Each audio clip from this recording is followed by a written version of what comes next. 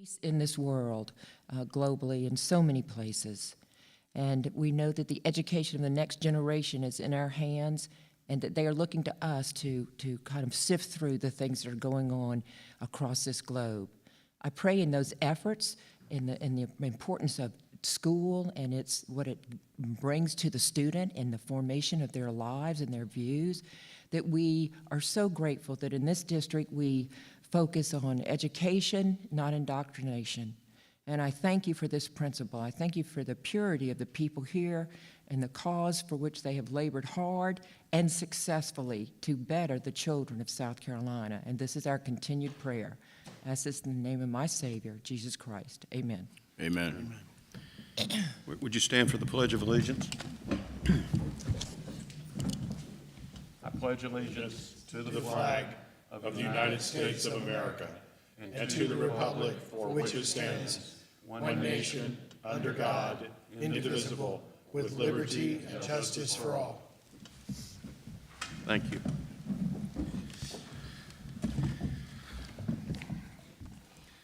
The South Carolina Public Charter School District authorizes, champions, and supports the creation and advancement of innovative K-12 public charter schools that provide access to academic opportunities for every student in South Carolina to reach their fullest potential.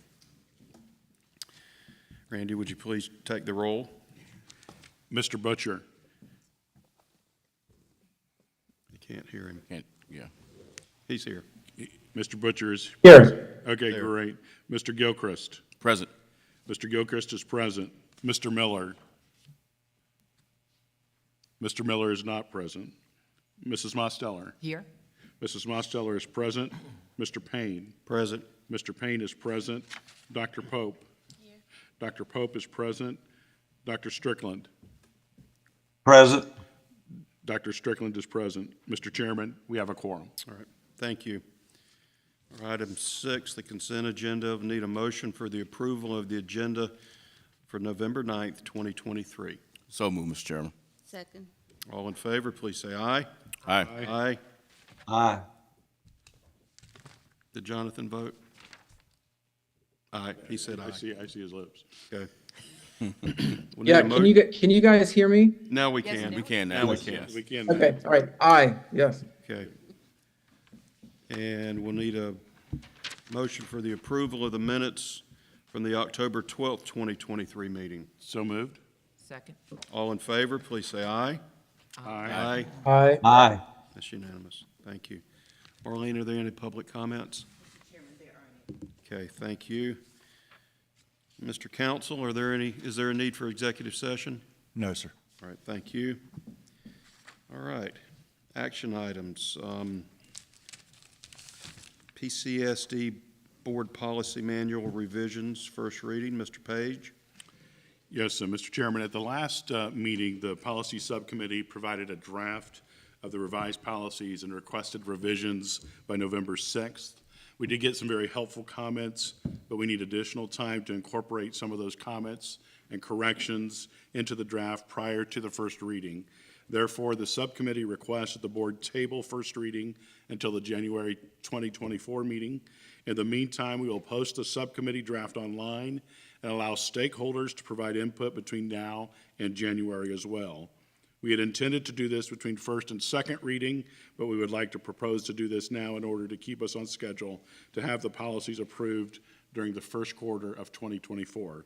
Mr. Chairman, based on the needs for additional edits to the policies, I move to table first reading of the policy manual until the regularly scheduled meeting of the board in January 2024. All right, thank you. Is there a second? Second, Mr. Chairman. All right, all in favor, please say aye.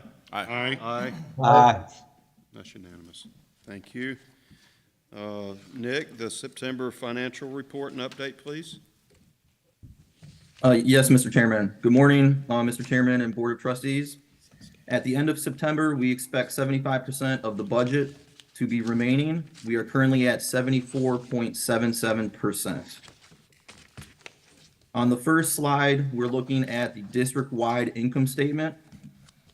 Year to date through September 30th, we have brought in $41,614,947 in revenue and total expenditures year-to-date of $41,638,939 for a net loss to date of $23,993.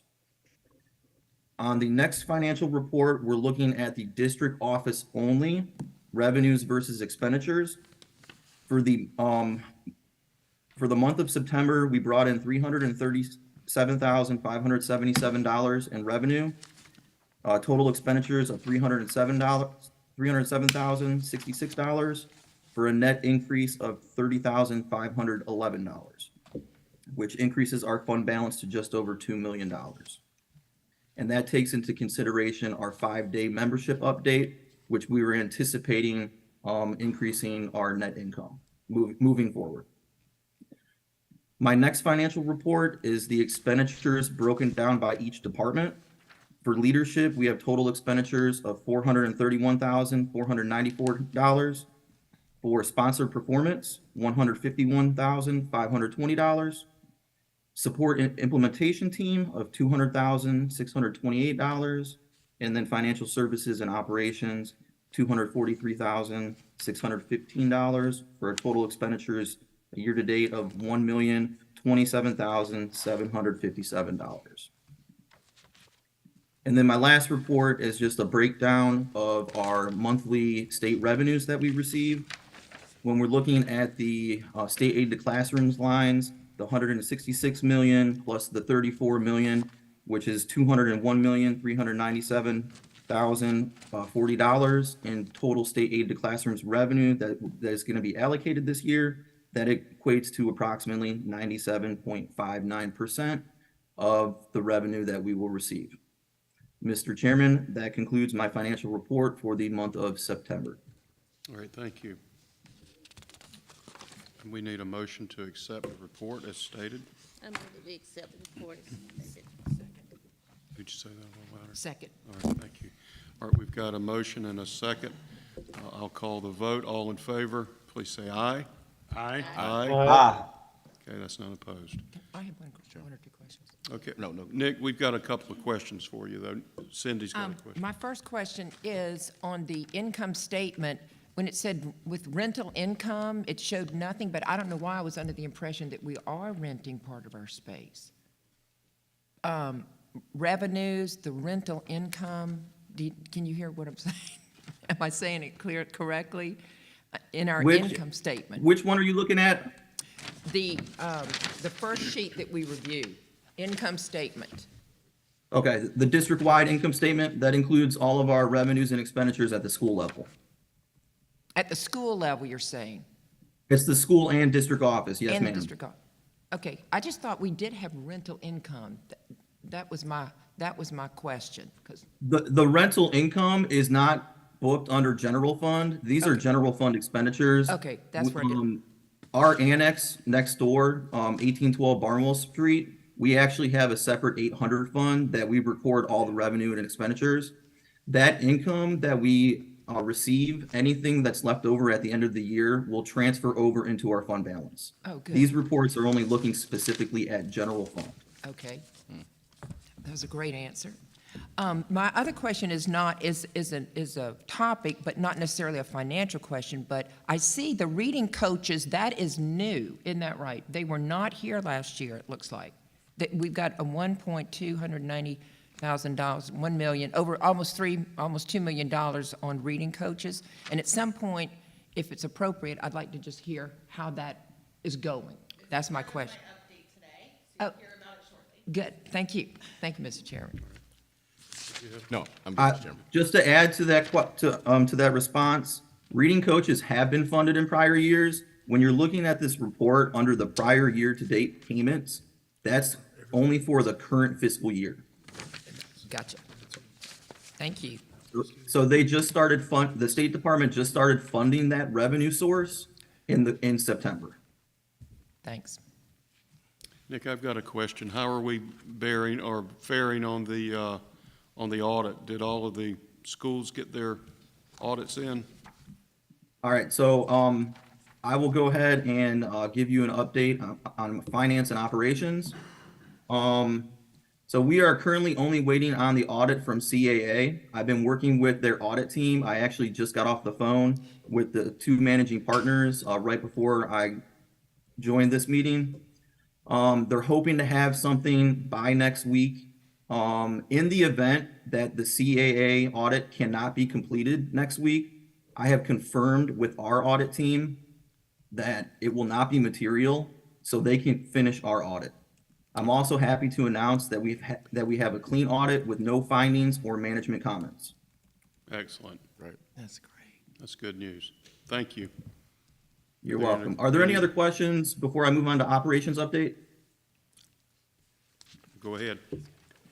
Okay.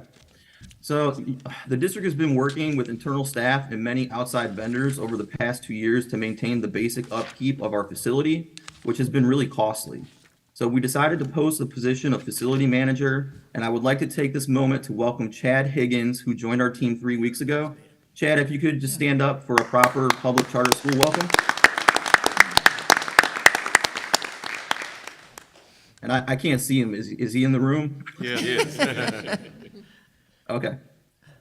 Chad has many years of experience working hands-on in facility management and maintenance, and has already displayed value-added expertise and cost savings for the districts, or for the district. Many future improvements to the facility will be presented to the board at a later date. So there's a lot more projects that we're going to be presenting to upgrade the facility, specifically the outside.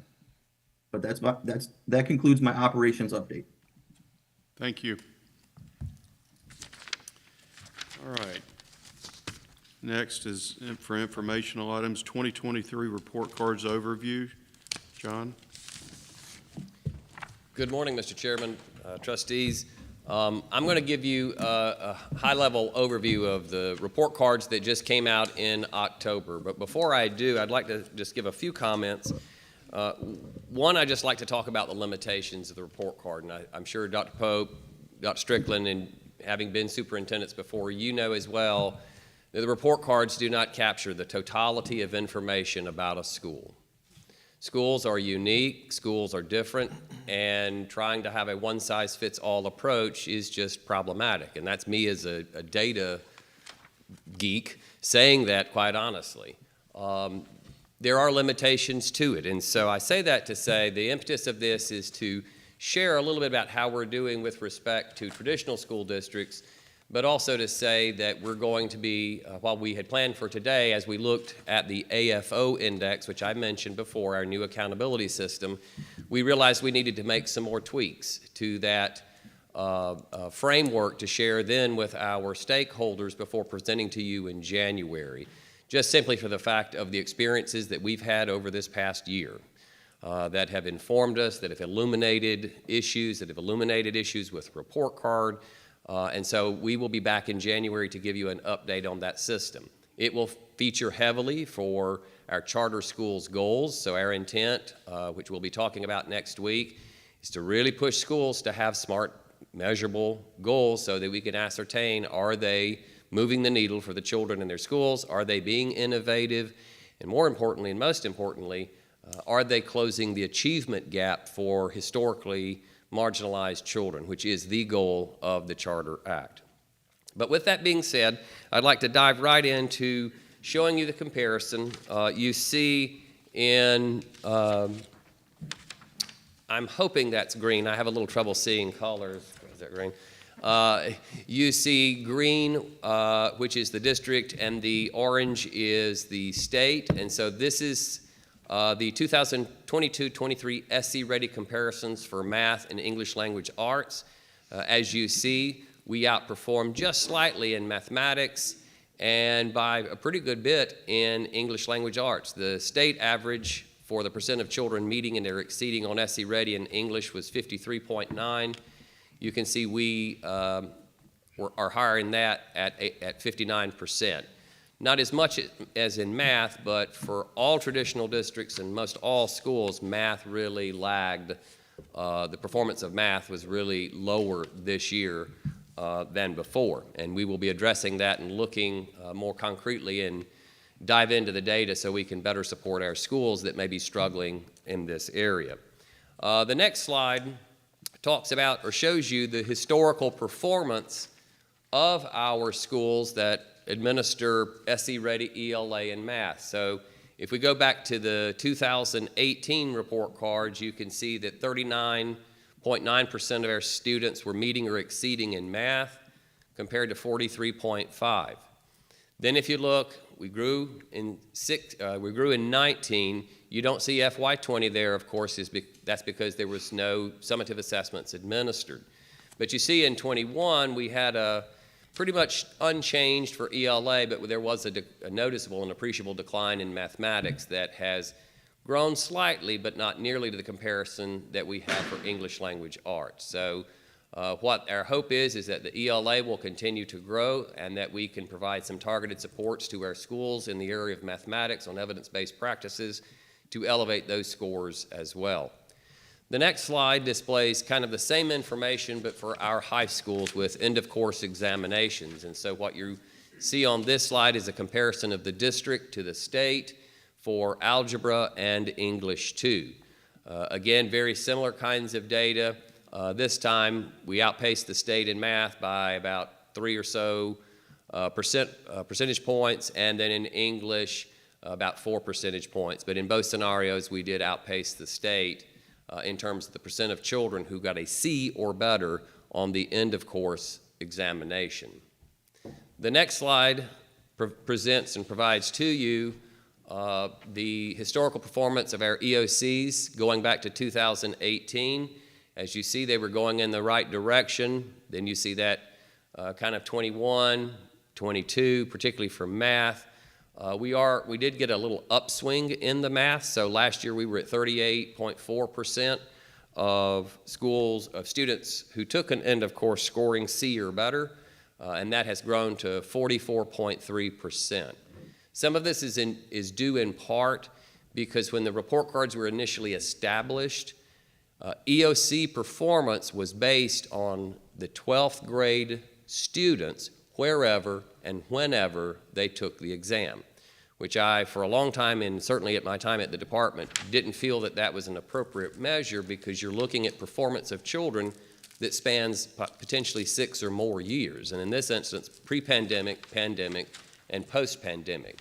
So I assume others felt the same, so the department is moving and migrating to go to last year's performance. And I think that's much fairer because it gives more information for instructional decisions to be made, and it also holds those schools accountable for teaching the students, testing the students, and let it attach to them, as opposed to what has happened in the past where a student may take an end of course in a middle school and then change and come to a charter high school, and when that child got to 12th grade, that charter school was on the hook for that student's performing in another school in another district.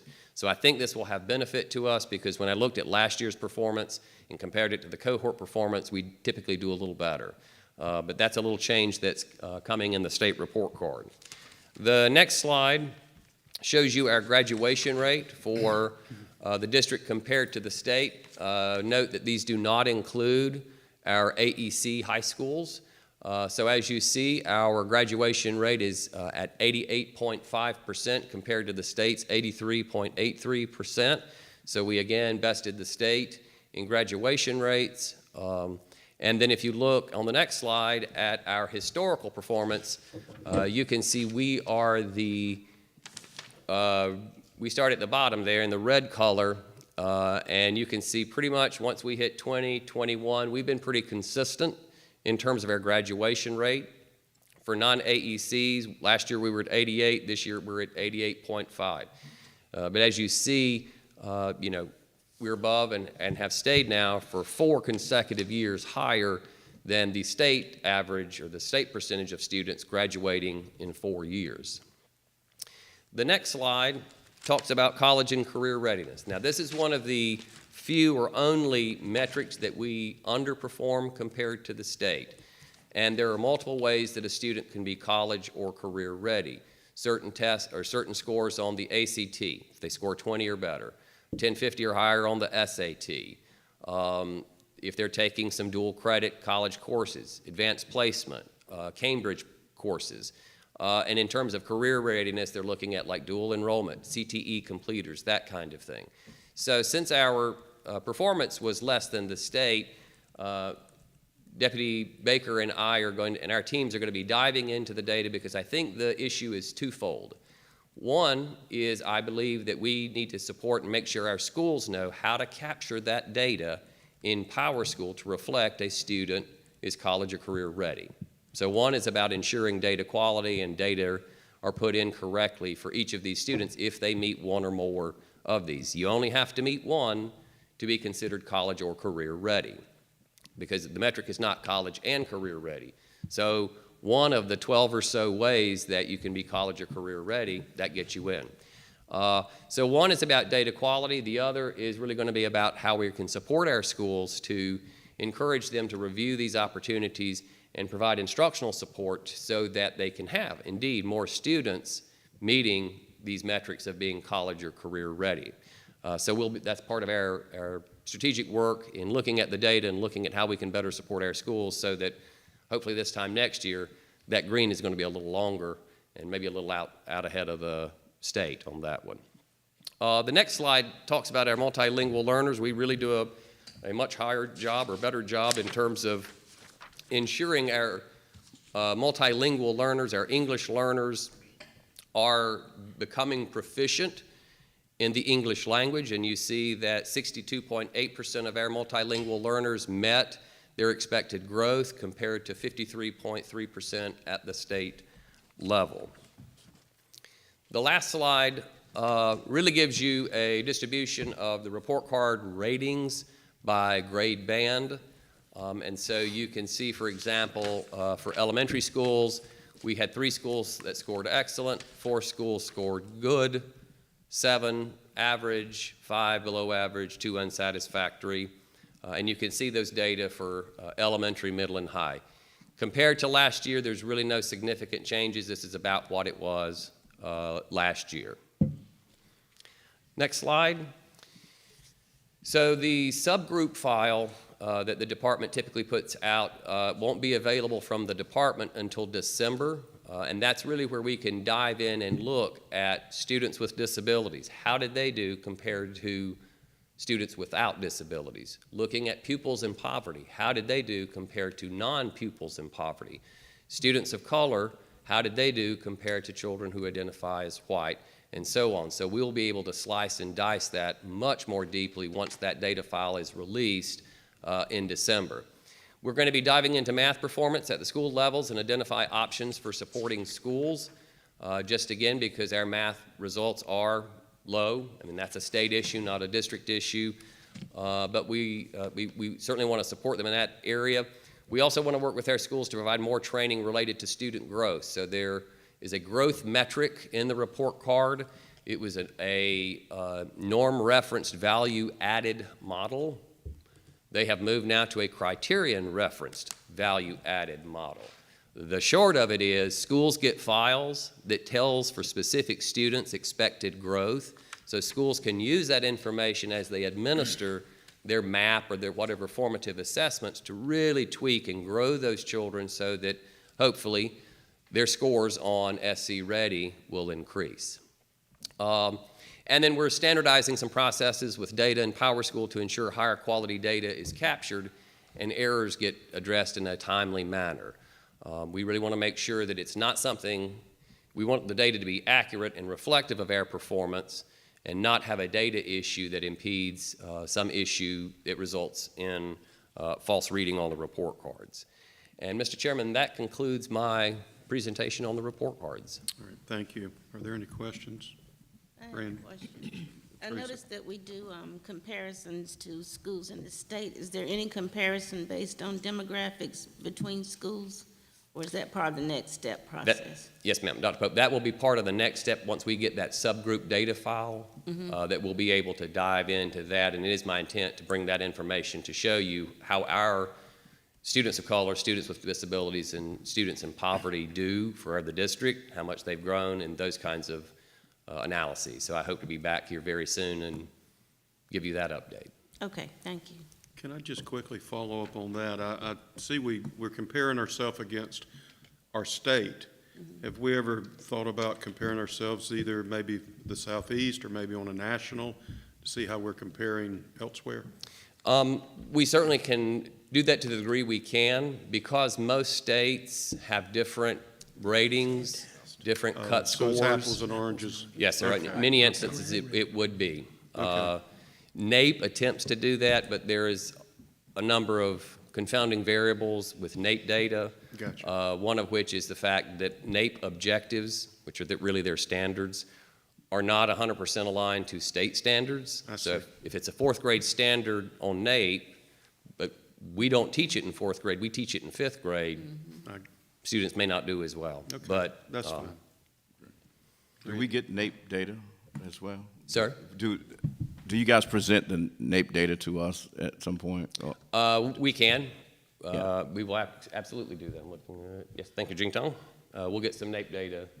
We only have 5 schools who are participating Okay. this year. Okay, so what we can probably do is look at some summary data and show Sure. you over time, since we don't have. NAEP data is a random sample of schools, even though some get randomly sampled every time. Exactly, yeah. And we had 5 schools in the district that administered Got it. NAEP, but we can look and see what we have, yes, sir. Sure, thanks. Mr. Payne, first of all, I wanted to thank you for your report today, and secondly, kind of going through the college and career readiness and kind of talking through what you and your staff are doing to dive into that data. My question is, in the 2021-2022 data, was the district lagging the state by that margin as well, or what were the comparisons last year? So last year, when we presented, we outpaced the state again in all the metrics. I'd have to go back and look at CCR. I'm not sure we were at CCR, but certainly performance on SC Ready, end of course, graduation rate, all of those, SAT, results, those kinds of things. 21 was about the same. That's the first year really coming out of COVID when data were released. There were no report card ratings given that year, but the data was presented nonetheless. But I'm more than happy to look at other metrics and give you some comparisons over time as well for those. Fantastic, thank you so much. Quick question. Cindy? This is so nicely detailed in terms of category.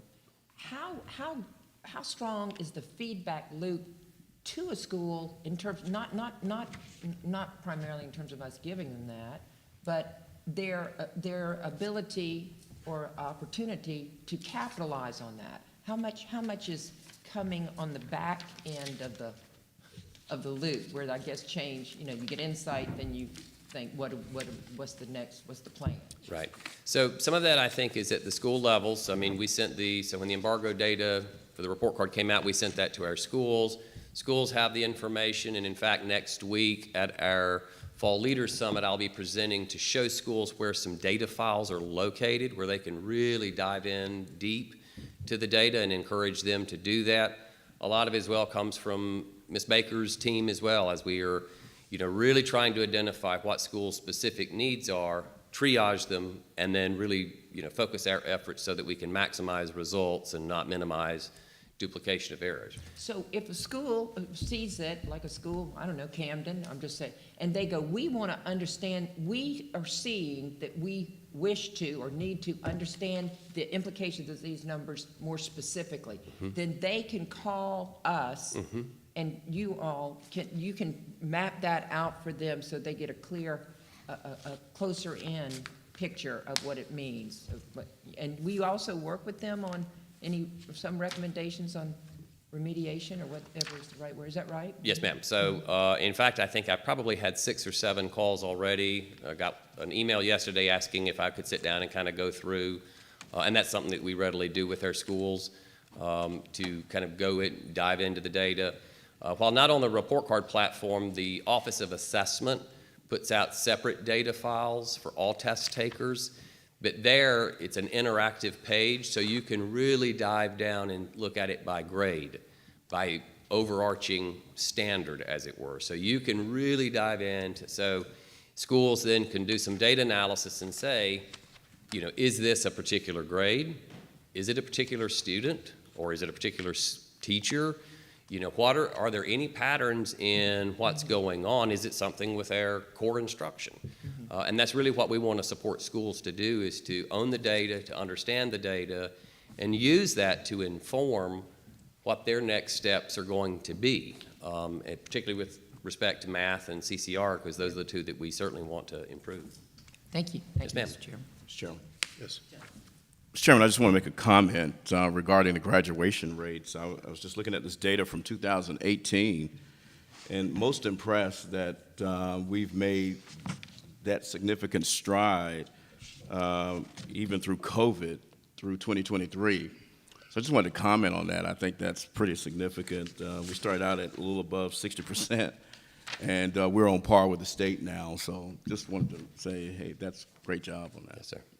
And I think that goes in large part because and correct me colleagues if I'm wrong, our schools pretty much stayed open for business during the pandemic. We continued to educate children, whereas many schools sent kids home with a REMA packet, a packet of information to complete worksheets. So Absolutely. It's the dedication of our school leaders, our teachers, and our scholars that we're able to achieve this. I think Jonathan was Great. trying to speak. I think Mr. Butcher, Yes, thank you. I had four things. So first, NAEP is interesting. However, it's not, I really caution for us using it longitudinally, because unless it's the longitudinal NAEP, it's not going to tell you how things change year to year. It's not meant to be a longitudinal. It's also hard to do a comparison, because I think I heard someone say that only 5 schools in the district did NAEP. Is that right? that is correct. Yeah, out of 65, right? Or that was listed on 65 report cards that were listed on here, right? So what would be interesting though is MAP would be interesting. How many schools in the district do MAP? Yeah, talk in the microphone. We have probably Talk in the microphone. Nobody can hear. So John. about 34 of our schools use MAP within the district out of our portfolio of 39 schools.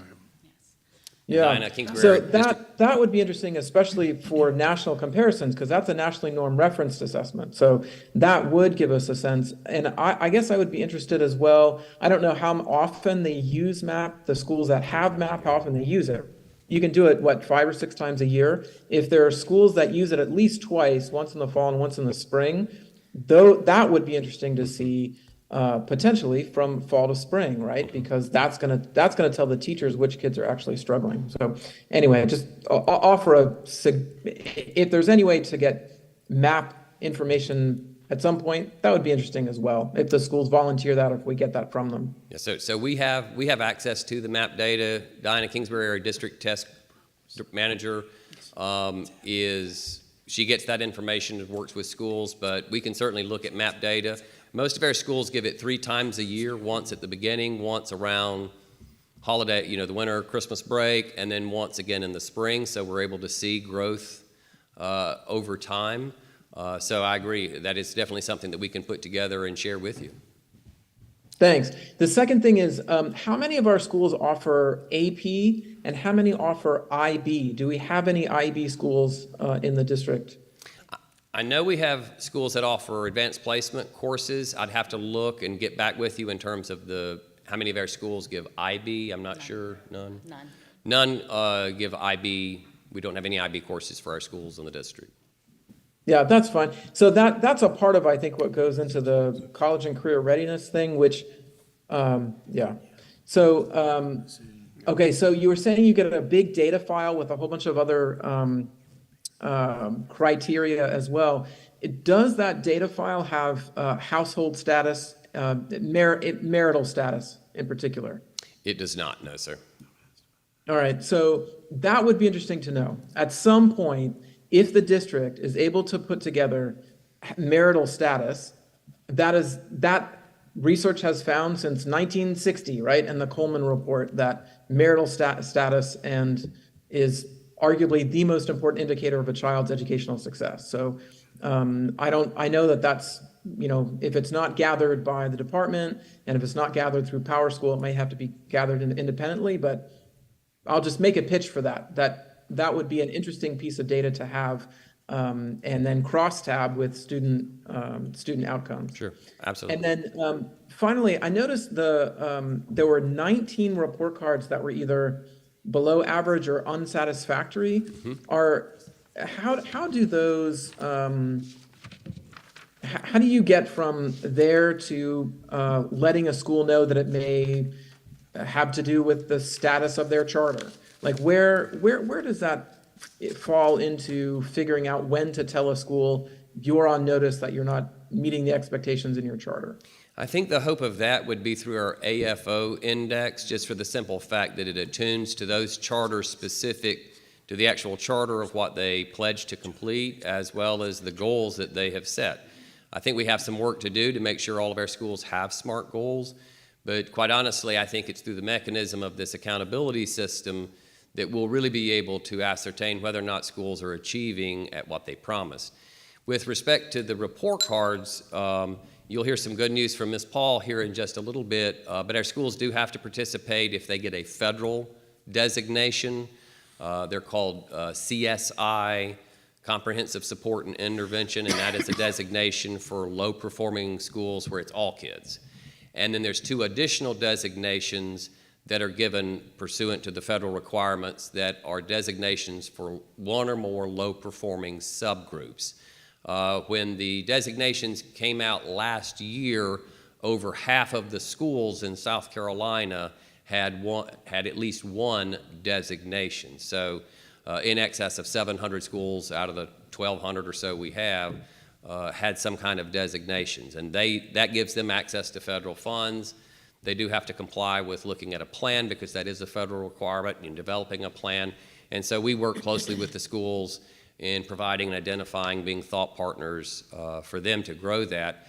In addition to looking at, really what is it that has caused, if it's low academic achievement, right? That could be the one area that they need to improve on, or it could be multiple areas. So, within that context, it's, kind of a targeted approach on how we can best support our schools. But to that end, they do take the federal designations, and then it's just a matter of trying to work with those schools to identify, okay, how can we get this moving in the right directions? What are you doing instructionally, as well as kind of wraparound supports to make sure these students are as best prepared to take the summative assessments as possible.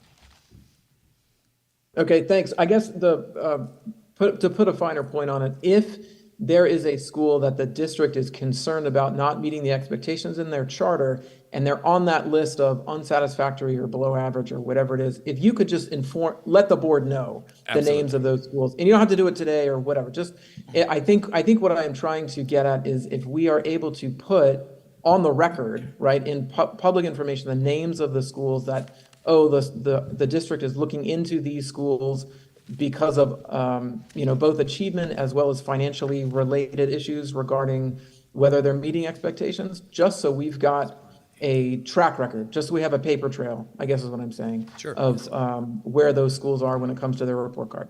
So one of the components that we're building as we're looking at this AFO index is trying to, for internal purposes only, to identify, looking at the charter goals, looking at their financial health, looking at their operational health, is to then sort of triage, think MTSS for schools, right? So if our schools, they're meeting their charter goals, they're meeting all of the financial requirements, they're complying with SC FOIA, they're complying with the SC Charter Act, those would be sort of tier 1, like where you've got autonomy, we're going to back off, let's use you as an exemplar site. Conversely, if we have lots of schools that are not meeting goals or not meeting the requirements for academics, finance, and or operations, those are going to be more intensive supports offered to that school because they have multiple things. That's kind of a system level issue. And then figure out the ones in between if it's one or more of the metrics that we are going to include in this new system to say, okay, maybe you didn't meet this, and to provide for that school targeted. What that does is it allows schools that are high performing and doing a good job the maximum amount of autonomy possible. It allows us to deploy our resources in a targeted manner. So if they have one issue, say it's about special education, we can deploy supports for that. Or if it's more holistic across the board, we can deploy more staff to kind of like Red Cross. Let's go in and see what we can do to help get that. So that is a contemplated component of our new AFO index that we'll be using for a support mechanism to identify those schools by these 3 tiers. Thanks. Yes, sir. I only have 2 questions. Number one, I do think what Jonathan was saying, the concern of making sure, again, the improvement has looked great, and congratulations to the entire staff. There probably is concern with like 6 unsatisfactory our high schools or 1 below average, as students ending their career there.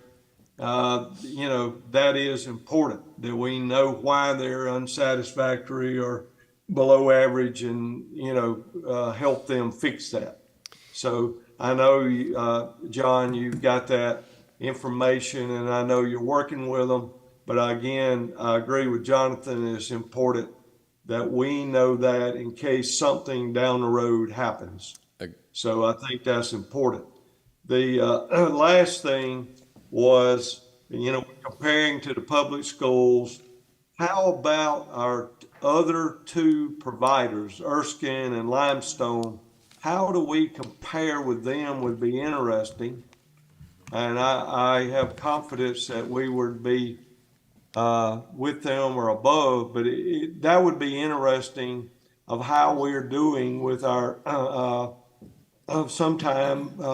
competition. How does that, how would that stack up? Okay.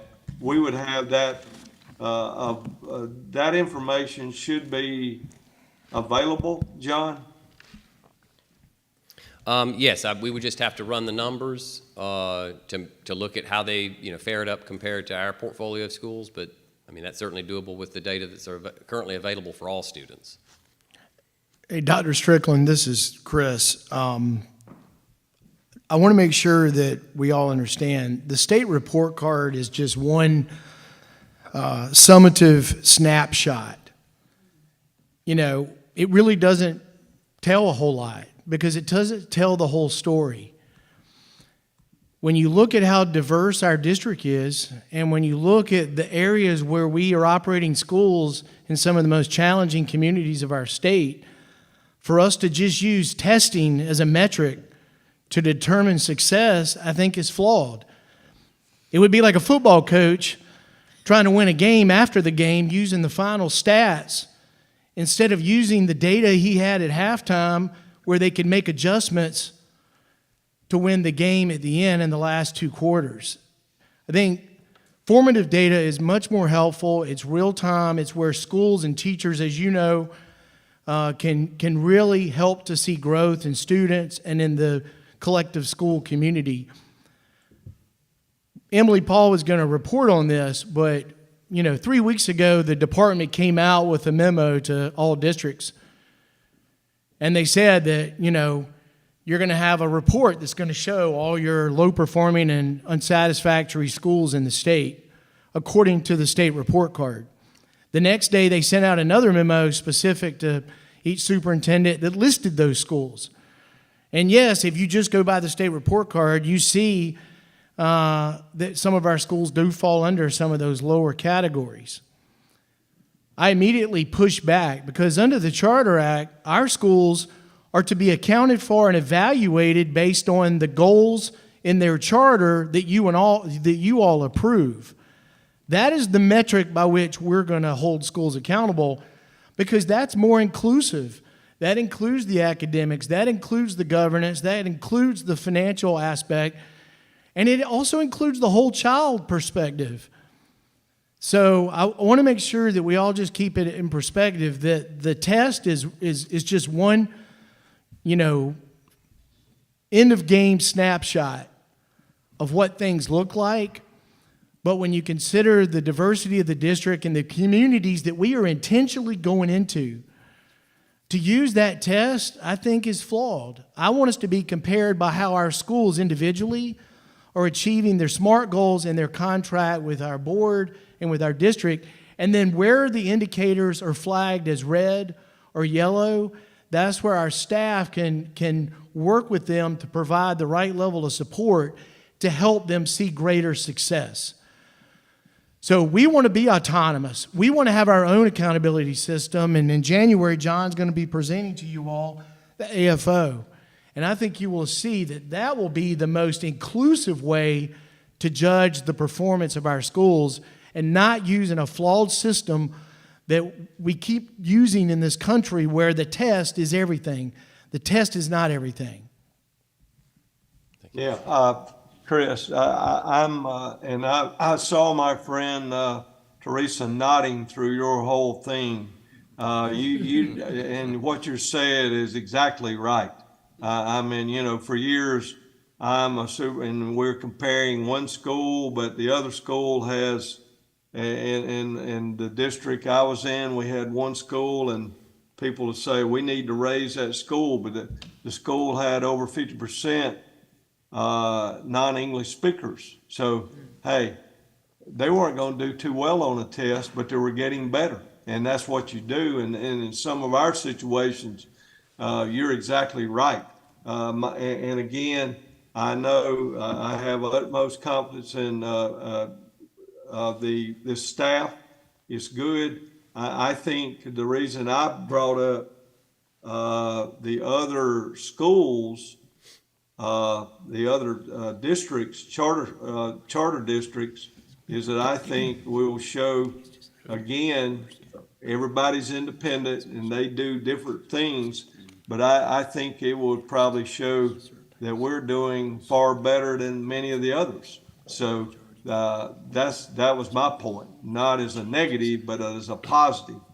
And, you know, the high schools and the other schools that are struggling, you know, some of them are in tough situations, just like many of the schools, Chris, that you brought up. And that is the reason they're struggling, but they're probably doing better than they would be if they were in their original school. So I agree with you totally. And the thing I would think, if we look at some of the other things, our data's probably going to be more impressive. So that was my point, but I agree with you totally. And the whole thing and how do you grade schools is very, very difficult. And Jonathan's idea, a map or something, how much you grow is more important than your final score. I mean, you know, that's, if you got a teacher and you got, and you know, that's the thing with teachers and about incentive. Well, how much did they grow? You have the brightest, and if they don't grow, they still gonna have a high test score, but they didn't grow. They didn't improve them. And that's, we used to use MAP a lot. And that was the thing, what I looked at, how much did they grow from the beginning to the end? And that's the importance. So all of that's important, and we are we want to look at the final product, but, you know, we're doing a good job, and appreciate the staff and everything, the work they've done. One final comment I'll add in terms of the 8 schools that were rated unsatisfactory, almost all of them were alternative education campuses. So that included our campuses that support and serve children with disabilities, as well as our high school AECs, because if you have less than a 75% graduation rate, you're automatically unsatisfactory. And as we think about Learn for Life, Low Country Acceleration Academy, you know, those type schools, they're serving a really fragile population. And when you draw a line in the sand and say 75%, you know, when AECs nationally, as I've testified before, have a 4-year grad rate of 30 to 40%, you know, they are improving. But to say this is where you have to be for this particularly fragile group of children who are at risk or maybe already have dropped out of school, it's just a hard comparison to make, to say just because of that you're unsatisfactory. And that's one of the limitations, one of the many limitations of the report card, is it doesn't attenuate to the unique circumstances and the unique set of children at that school. That was the question I was going to ask John as a follow-up. I figured that was the case. And you know, you would hate to say this, there's always hope, but it will be very difficult for that alternative school because of the in and out and the students dropping out and coming back from them ever making it. But we have to realize that, as Chris was saying, in the situation they're in, they're doing a good job. And if they're not there, no student is going to be receiving that. So we just got to look at them each individually. And, you know, we'd be better off looking at some information like that. But, you know, we got the system and we got to work within it. So, Yes, sir. thank you. Yes, sir. Are there any other questions? All right, thank you.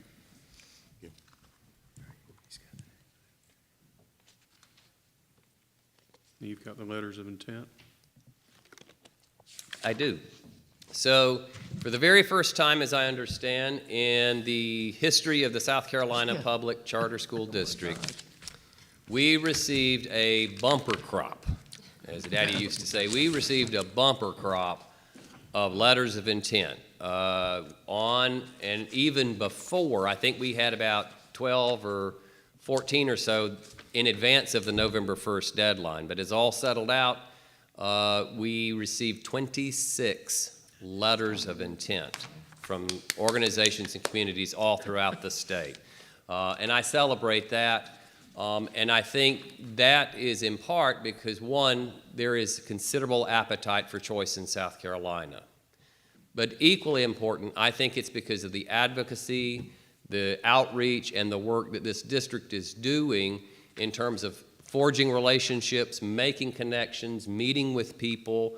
As an example, this past July, we offered the very first charter interest workshop for folks who might be interested in opening a charter school. And we had a good turnout at that event. From that event came letters of intent. Superintendent Neely has had conversations with several people back and forth, and we've all been looped in. We now have their letters of intent. So we are really excited about these letters of intent. And again, what this slide just displays, I'll not go through all of the lines, but these are the requirements as put forth by the state in the charter application process. And so I just will point out that next week, on November 15th, we are hosting a pre-applicant training for these 26 groups. We have significant, I think, enrollment already of participants in that. For that session, that'll be an all-day training where we're really going to go through in depth on our expectations for charter applications. Part of what we're going to prioritize to these individuals is we prioritize closing the achievement gap. That is the goal of the Charter Act. We want to prioritize expecting high expectations for all children. We want to prioritize location. We have areas in South Carolina where we don't have, that are kind of wastelands in terms of charter options. And so we're going to really hit that because we want to be able to raise a bar so that when we bring before you recommendations to approve schools to the best of our God-given abilities, skills, and knowledge, that we are as sure as we can be that those schools will be successful and give parents good opportunities and, more importantly, give children high-quality, excellent education. So with that being said, moving on to the next slide, we received, as you see on this slide, you're seeing the proposed school name, the proposed grade level, or and the build-out. So if you see the slash, that means so for example, Coastal Preparatory Academy proposes 9 to 12, but at full build-out, they would be 7 through 12. You see some Rock Hill locations, Charleston. Happily enough, we're seeing some in the Columbia area, and I think Superintendent Neely has talked about that on several occasions in terms of trying to get more choice here in the greater Midlands of South Carolina, including the one over in Forest Acres that will serve, or that intends to serve, students with health care needs. The next slide are additional ones. So we have some STEM. We have another LaSalle Academy that's proposing to locate in Orangeburg, serving special needs students. We Learn for Life, who of course has an AEC in Charleston, is proposing to put a site here in Columbia. The next slide. We have a letter of intent for Meeting Street, Spartanburg. We have one proposed school going into Georgetown, Myrtle Beach, Gaffney, Hartsville, another Rock Hill School. They haven't landed on the names, but it's one that is supported by Charter Schools USA. The next slide, Palmetto Excel submitted an LOI for a location in Sumter, as well as a location in Florence. Again, Palmetto Excel being our high school for adults over the age of 21, to give them an opportunity to earn a South Carolina high school diploma, not a GED, and build on the success of our site currently serving adults in the Charleston area. And you see some more there. Chester, Aiken, again, another one for Columbia. We do have one virtual school that has put a letter of interest in. And those are the 26. So the next steps again on this, as I mentioned earlier, we have a pre-applicant training next week on the 15th. Following that, we will send weekly newsletters to these applicants of important reminders and expectations for the application. And they will then submit those applications February the 1st, and we'll start our review. And then in April, have a batch more of recommendations to come before you.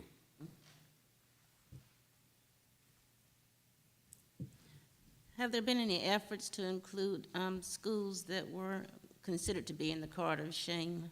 I hate that term, but that's what it's called. Yes, ma'am. That is part of kind of a larger initiative, and I think part of our strategic work here is to try to get more schools in the corridor of opportunity, down that I-95 corridor. We have a couple here, but that is really something that we want to continue building on, particularly relating to identifying two significant struggles in that area. That is namely facilities, the cost of facilities, what they can do, as well as transportation. I think if we can get some movement on that, I think those communities would be ripe for it. But yes, ma'am, that is on our radar. We want to have more. We're meeting with additional groups, talking about charter schools so that we can ideally have a portfolio down the I-95 corridor. Thank you. Yep, so we did have all of our new schools, well, not all of ours, we had 4 of our schools that applied for P&I grant funding from the department. Regrettably, that was a confounding issue. Only 2 of our schools, Green Taylors and Green Simpsonville, received P&I grants. We had one in Chesterfield, PD Hall, that did not get a P&I grant. We also had Sea Island Heritage, which is our school located down in the Low Country that is going to be celebrating the Gullah Geechee culture. It also applied and was denied. And so as a result, we just questioned significantly the methodology employed by the department staff in reviewing these. And so we're engaging with them to appeal because we just aren't sure that we got, and our schools got, a fair shake at this. In fact, one of the schools that was denied because they didn't pass completeness check, if you remember that school that we brought to you much earlier because they didn't have hardly an application whatsoever, they actually applied for P&I grant and got a higher score than some of our other schools. And we were astounded because we notified the department. We said, this school is not approved. It had an incomplete application, but nevertheless, the department reviewed their charter and in fact scored a little higher than some of our other schools that would be able to execute and deploy a successful charter school. So we're continuing to work with our schools and discussions with the department on that and hope that we can have a system that gives opportunities to these charter schools that maybe don't have, some significant financial backing to allow these places to go into these rural communities, particularly along the 95 corridor, and open up and give parents a choice. Dr. Pope, I also wanted to speak to that. I mean, the P&I grant process at the Department of Education is flawed. The fact that the only 2 schools that met the criteria in the Charter Act of closing the achievement gap between low-performing students and high-performing students was not funded by the federal P&I grant. I mean, to me, I was appalled by that. We've been asked by the General Assembly, specifically Chairman Whitmire, to go out and create the schools in the corridor.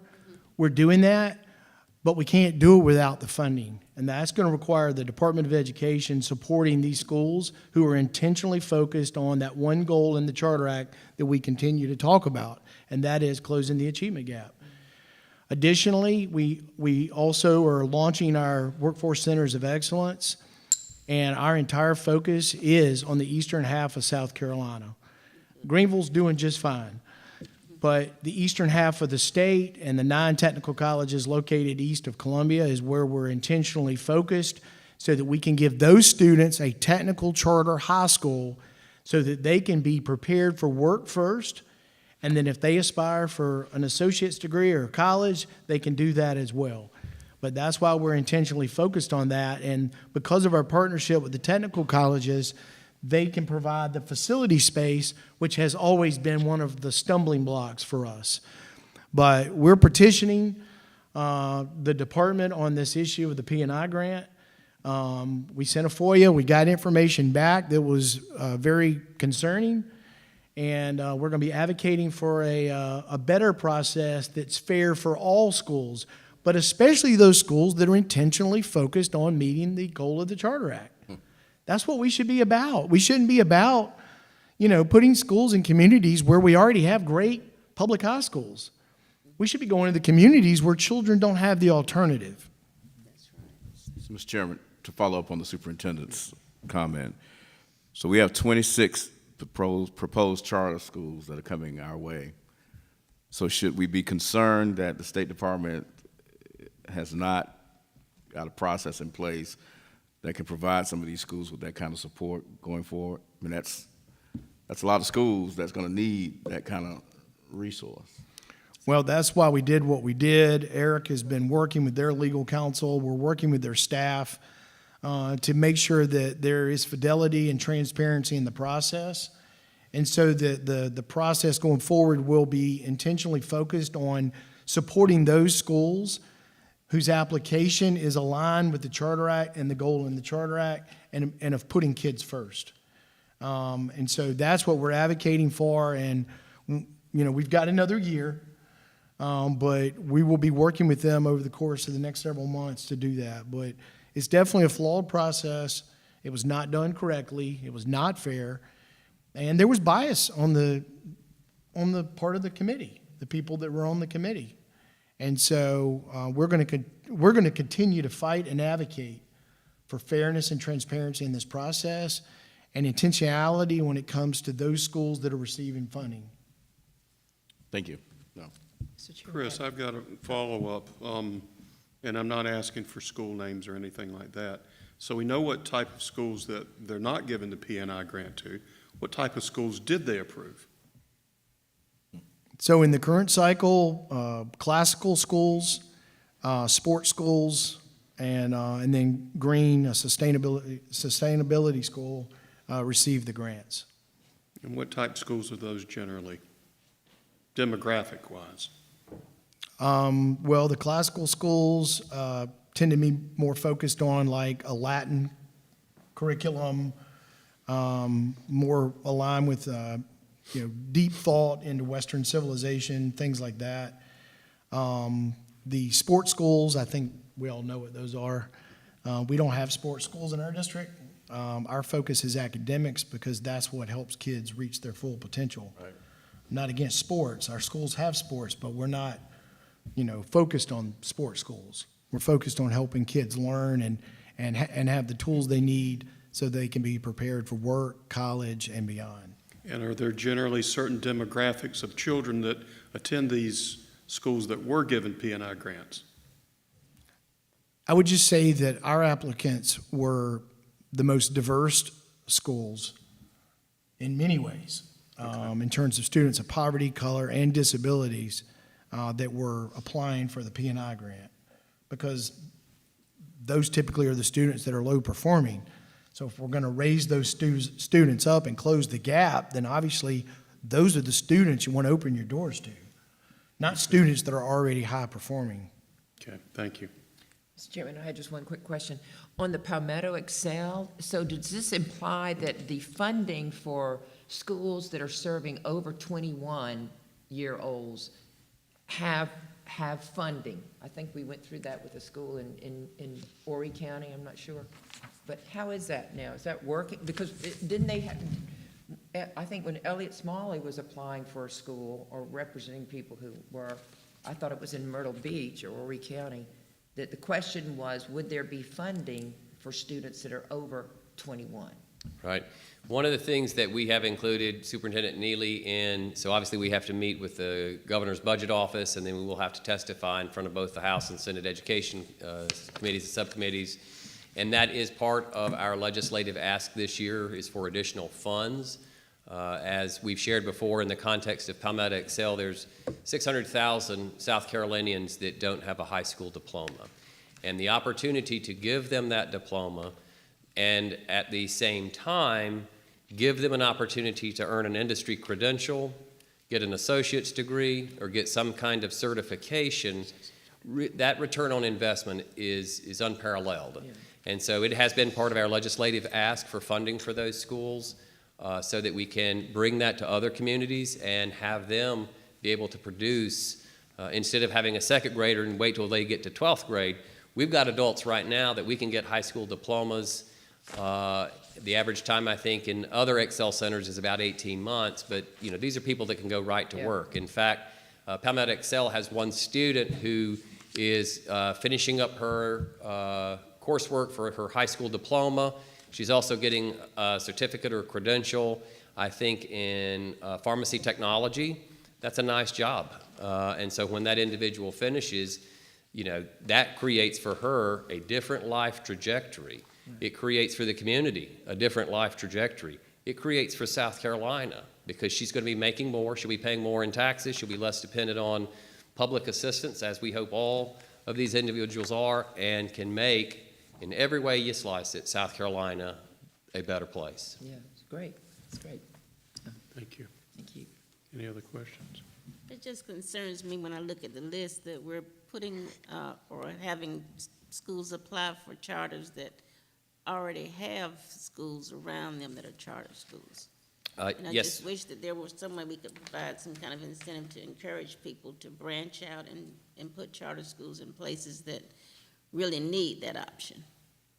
Yes, ma'am, we agree with that. In fact, we have a map that we're going to share when we do the pre-applicant training to show where our current portfolio and then where our associate authorizers, where their portfolio, because we agree. We have several places in South Carolina where there's a lot of charter schools right now, and just trying to give opportunities for other places in South Carolina that have no charter schools. We were going to make that a priority and share that very strongly with our pre-applicant participants next week, as well as others that we will be talking to in the months to come. Jonathan? Yes, so back to the letters of intent, can you tell me, do we know first how many of the other authorizers received? And then, did any of these schools apply to more than one authorizer? Do we know any information about that? So 6 of ours applied to other authorizers. I'm not sure if the department put out a list for this year just like in the last day, but regrettably when they posted the list, 5 of the LOIs we received were not on that list. So our Chief of Authorization, Kristen Farmer, immediately contacted the department and said, hey, we got 5 LOIs that you sent to us. They're not on your list, so please add them. So I don't put too much stock at the moment in what the department is putting online, but we do know that 6 of our schools did apply to other authorizers, and we certainly will touch on that in the pre-applicant training to say, you got to choose. Thanks. Chris, of our schools... Mr. Chairman. Yes, sir. I do think, 26 requests causes problems, concerns, but I think we should celebrate that the district here is doing something right with a good superintendent and a good staff, that we have 26 people wanting to be involved. And I think that should be a report card that we celebrate. And I know it causes much concerns and all that, but that should be a report. That's a grade there, that much interest out there. So congratulations. Yeah, Dr. Strickland, thank you. You know, and while we can't force people to put in a letter of intent, you know, we will have a very rigorous process, though, as to who gets a charter, because we want the bar to be high, and we want them to be, you know, very focused on the goal in the Charter Act. I will highlight, though, we had our most applicants ever for Columbia.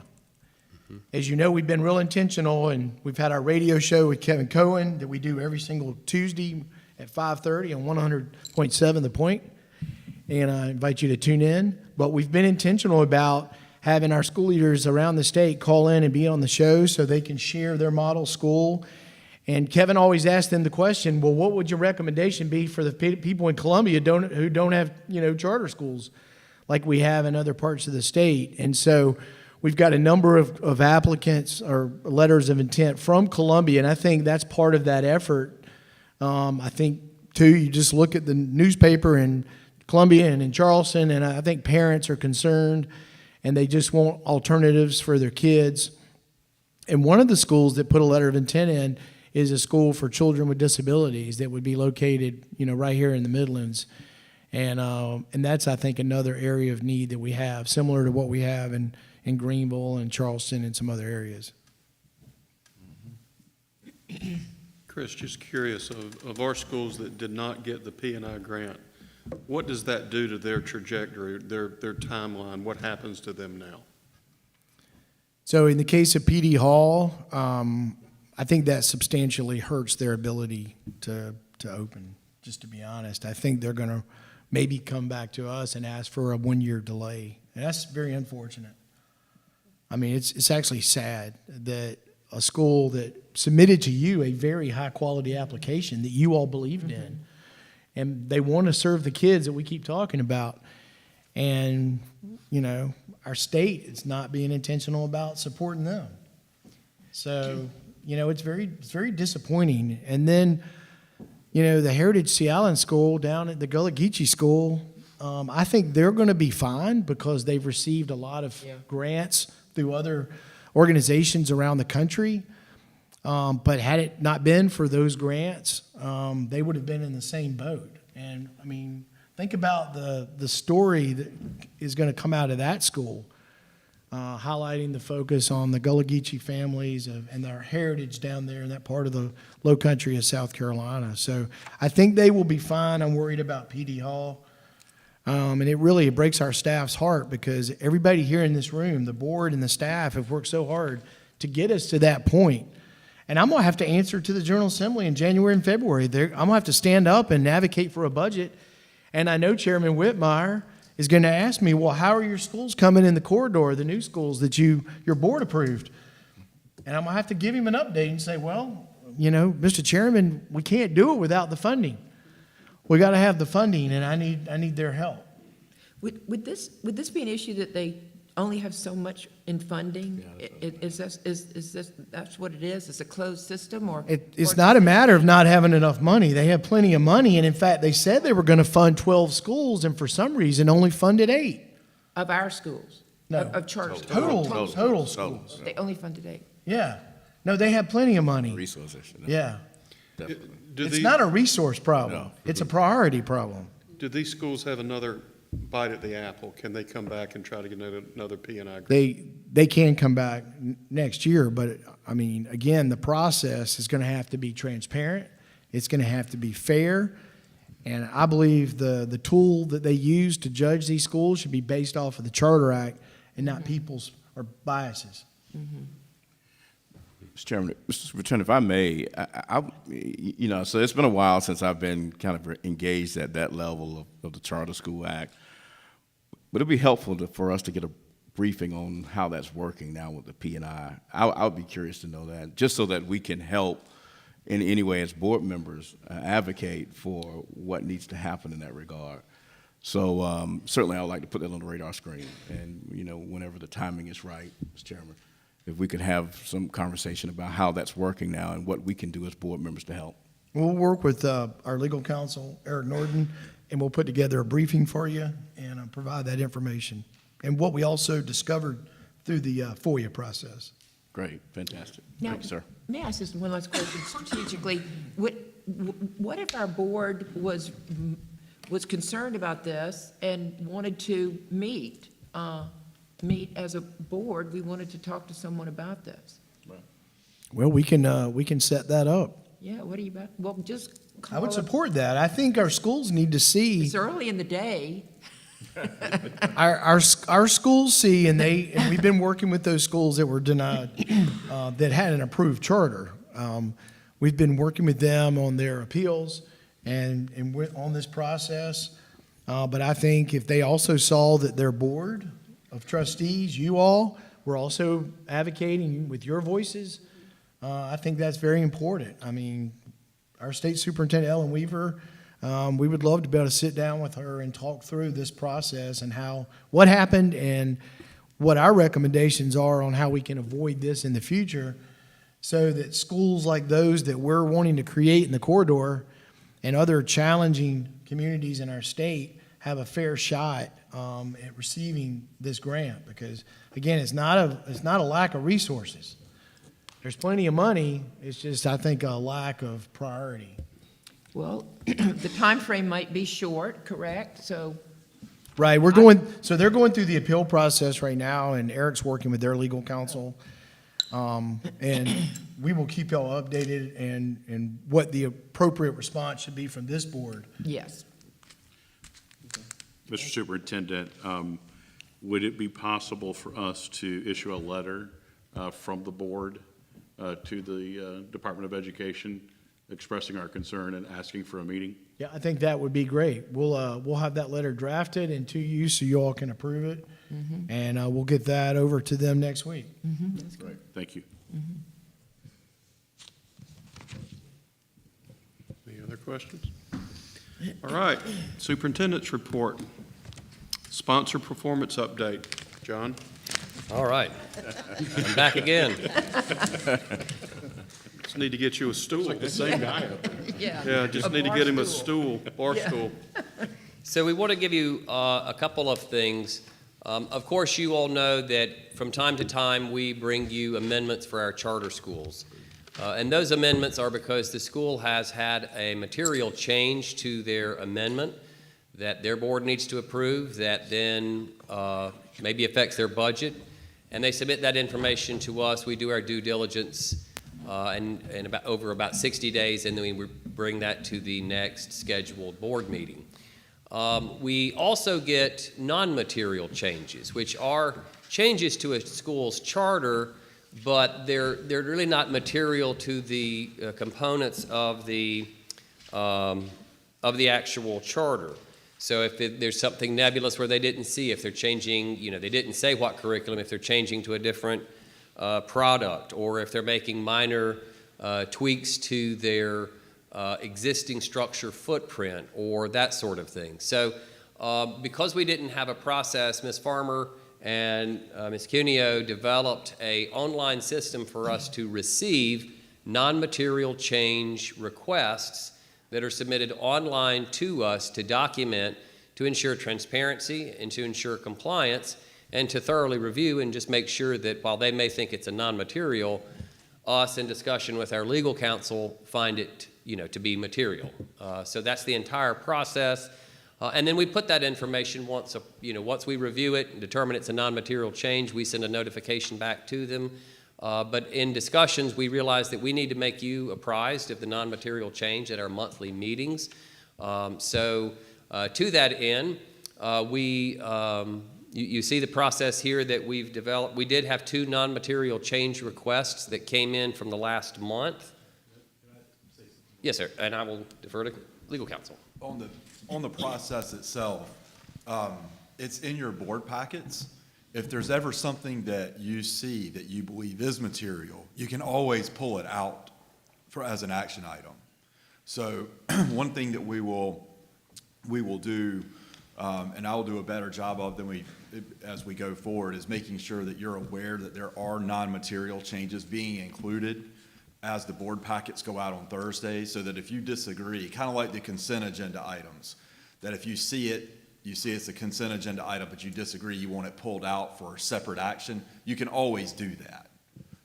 And so you don't have to necessarily agree that it's non-material. It's not a done deal just because it's reported out that way. You can always pull it out for board action if you feel like it's not material. That's the one step of the process I just want to make clear is there. You always have that option.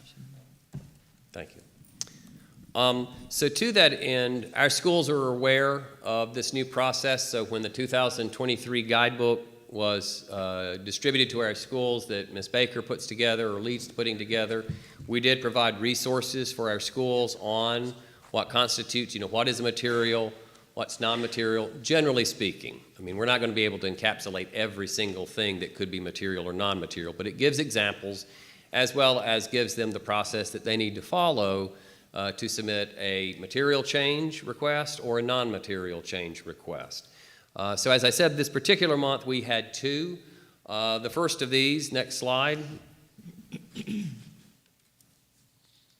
The first of these comes from Liberty STEAM. Liberty STEAM has asked to suspend 4K indefinitely. It was supposed to begin in the 24-25 school year. They said that in looking at it, it just was not financially feasible, particularly with the growth that they're experiencing in their upper grades. And so they asked us to, they submitted a non-material change to suspend 4K because of the limited funding that would come along with it. The second non-material change request that we had was from Creeks, Cape Romaine Environmental Education Charter School. They are adding some additional classroom to their existing facility. So they're not adding on to the facility, they're just moving some walls for classrooms within their existing facility footprint. And for those reasons, they submitted a budget as well and board resolutions, so we have the documentation. So those would be the two non-material changes that we have to present to you for this month. Okay? Mm-hmm. And lastly,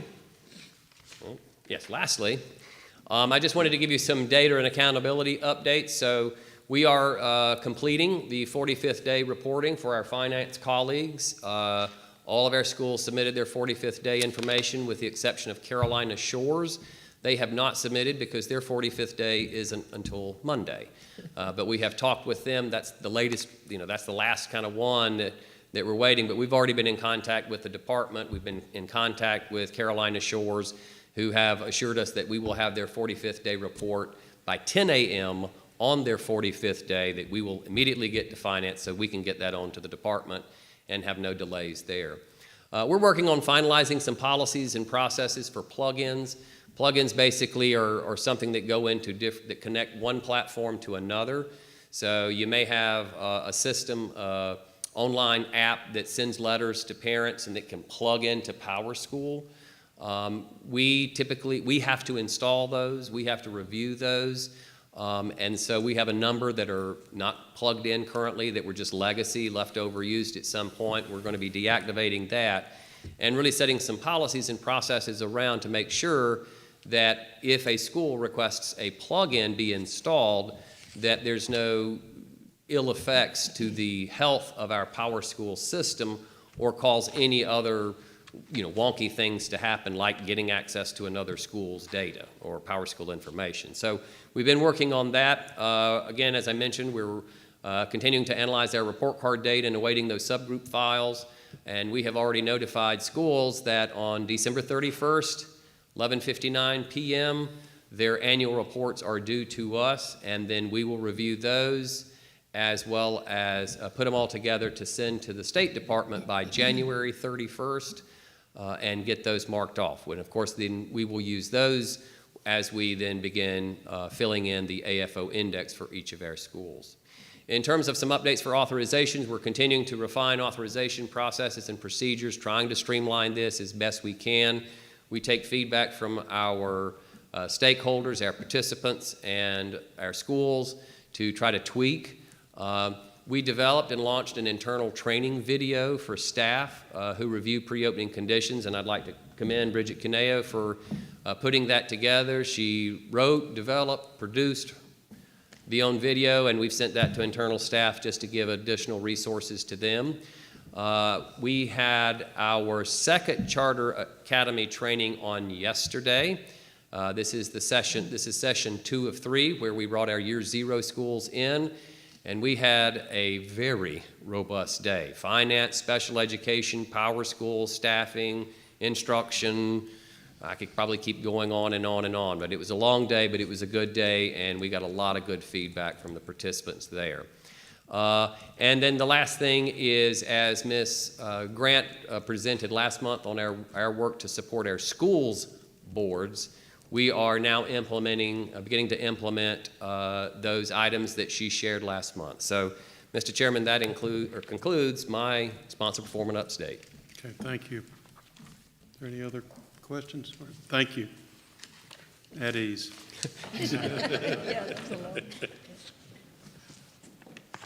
Support and implementation update, Emily. Yes, good morning. Today I have for you, in timely with Ms. Mosteller's questions, 2 updates for Read to Succeed. The first pertains to SD Ready data, now that that data is no longer embargoed. So as you know, Act 284 is Read to Succeed legislation. Within that legislation, it states that 3rd grade students may be retained if they're not reading on grade level. You'll see a chart here. I'm happy to report that we have a 3-year decrease in students that are qualifying for that. We are now outperforming pre-COVID numbers against ourselves. So right before COVID in 18-19, we had 6% of students. This current school year, we have 4% of students. To look at the very granular level, that it represents 44 students. And of those 44 students, 3 of those were retained this school year based on their performance in the area of reading. The state does have a list of good cause exemptions. Those good cause exemptions will go student by student within that 44 to see if they are truly prepared or not prepared for the 4th grade. Some of those good cause exemptions include IEPs in the area of reading, and actually 27 of those 44 students did have an IEP in the area of reading prior to taking that assessment. The next update for Read to Succeed pertains to the state reading coaches. Within the Act 284, the state provides funding for a state reading coach in every elementary school or schools that serve elementary grades in the state of South Carolina. The difference each year is the funding amount. So you'll see here on the screen the funding amount for this school year. It varies just like maybe $1,000 here or there. But all 28 of our elementary schools had access to a state reading coach this school year if they so chose to do that. We did have 2 schools that turned down that offer. Once a school turns down that offer, we may then open it up to middle schools or schools that service middle school grades. So we did that, and YLA, Youth Leadership Academy, capitalized on that opportunity, and so we were able at that point to provide one of those state reading coaches to a middle school. We have 1 school, Careless, that is currently continually recruiting for that role, so we hope for them to fill that shortly. Just as a reminder, those state reading coaches each year enter into an MOA with the state of South Carolina, and that protects them in a sense, and that's what Rihanna Smith and I have always told those coaches, that MOA protects you and that those coaches are there to support teachers in the area of literacy. They can't be pulled to sub, they can't be pulled to do admin work. They are truly there to coach side by side, lead professional development for the teachers within their building in the area of reading. The third thing I have for you today is celebratory. However, I do have a typo on this, and I did not catch it until I was sitting in the bench this morning. This is a celebration that Tracy Sweet asked that I share with you. This is big to us for a couple of reasons, but what we're choosing to celebrate today is shouting out our schools who spent 100% of their expiring grants of federal funds in FY22. Excuse my typo there, FY23 on the brain, but these schools have left $0 on the table. This shows us as a staff that our support for these schools is powerful, is working. We are asking schools to really start their federal funding process with their needs. And then once they truly look at their needs, they're able to budget for activity items, then be able to prioritize the spending of those items based on the time of year that those funds and materials are needed for those students. So it's also a show for us that they are following timelines and those are priorities. So for expiring grants from FY22, these schools, we'd like to celebrate them today for leaving $0 on the table. It also allows us as a district to keep our risk assessment low, and we like our low risk assessment rating, and we look to maintain that. That concludes my report, pending any questions. Are there any board questions? Dr. Strickland? Okay, all right, thank you. You're welcome. Strategic plan update, Emily Paul. I think it's still more. Good morning. So in front of you, you have a couple things that we completed in the last 2 months, because I was not here last month, and then what we have coming up. One of the key highlights I wanted to talk about was actually something Chris alluded to earlier, our advocacy for our schools in that state designation accountability system. So as he described, we received a letter designating a handful of our schools as underperforming. And not only that, but it listed several requirements that our schools were going to have to take on as part of being designated as an underperforming school. And we felt as though those are really burdensome for our schools, given that they have very targeted goals in their charters. They have specific instructional plans and improvement plans. And so we advocated to the State Department to say, we feel like the charter schools have a really strong accountability system tied to their own charter goals, and that this is above and beyond and it does not apply. And thankfully they came back and they said they agreed with us, and we got our schools out of that extra work that they're really already doing. So that was a really good point in our advocacy bucket in the strategic plan. Something else I wanted to point out, we also re-engaged Stan Davis. So as I told you in June, if we get everything done this year, we will have wrapped our strategic plan that we created in 2020. So Stan is working with us again to start thinking through how we want to engage in a planning process and hopefully get that through to you in June. So we're talking right now about the different stakeholder input we want and to kind of look back on our strategic plan and measure the progress that we've made. So you should be seeing Stan again very soon. And then coming up, we are going to continue addressing barriers to expansion and replication through advocacy. I think you heard a lot about that with the P&I funds. That is a huge barrier to replication and expansion. Well, really replication, but also new school growth. And then we will be having actually today our first round of our employee performance or our employee recognition system. So that was part of our strategic plan to come up with a way to recognize our staff in different ways for the work they're doing. And so you're going to hear Superintendent Neely give our first staff presentation on the winner for this quarter. So that's just some things that are going on. And we've got, like I said, a lot going on, but we are kind of firing on all cylinders and everybody's going in the right direction. And I am very confident that by June we will have wrapped and we'll develop a new plan. Any questions for me? I have one question. You might have just said this. Tell me about the legislative visits to schools. Yeah, so something that we have been working on is getting our site visit schedule done. And as much as we can, we're inviting local representatives into our schools so they can see the great work that our schools are doing. And so York Prep actually reached out to us before we got to that section of the state to say, hey, we want to invite some people in. So we're working with them right now on getting that site visit planned. Thank you. All right, thank you. Thank you.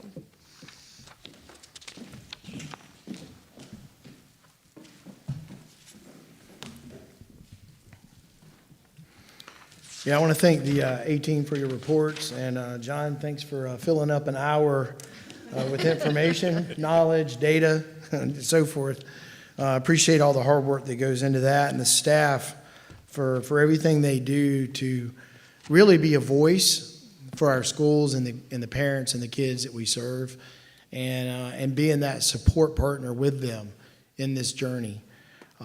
You've already heard a lot about how we've stood up and voiced our concern about things, how we've advocated and been that voice.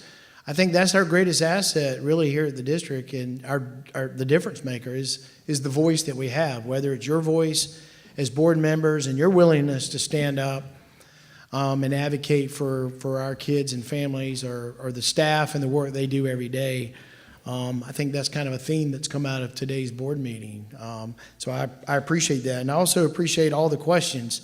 Dr. Strickland, I hope you didn't think I came on a little too strong, but I feel very passionately about distinguishing who we are and who the rest of the state is in terms of like the way we measure student success.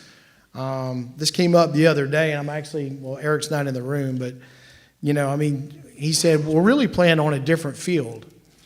And that really is the truth. They're playing on one field and we're playing on another, and that's fine because we can have two different types of fields.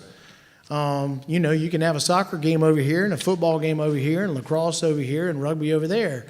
And so we're just playing on our field, and we just want to be judged based on the field that we're playing on because our participants on our field are just different.